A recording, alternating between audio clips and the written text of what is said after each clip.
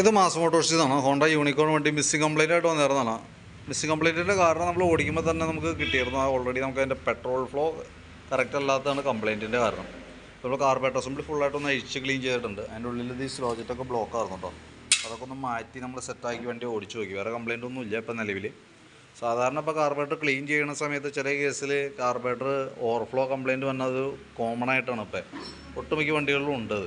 കാരണം petrol E20 petrol use ചെയ്യുമ്പോൾ കാർബറേറ്ററിൻ്റെ ഉൾഭാഗമൊക്കെ ദ്രവിച്ചിരിക്കുന്നത് complaint കാണാറുണ്ട്.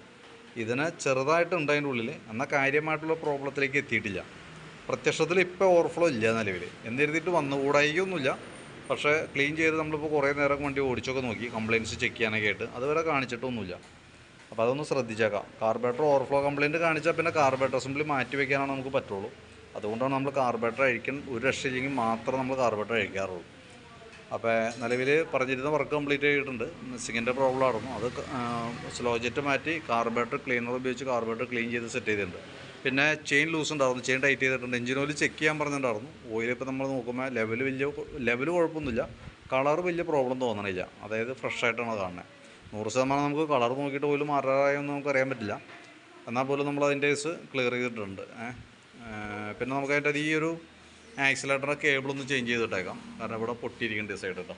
പിന്നെ ഈ സ്റ്റിക്കിൻ്റെ ഈ സൈഡിൽ ഓയിൽ ലീക്ക് ഉണ്ട് ഭാഗത്ത്, അതായത് പൊടി പിടിച്ചിരിക്കുന്നുണ്ട് നല്ല രീതിയിൽ. ഇതുണ്ട.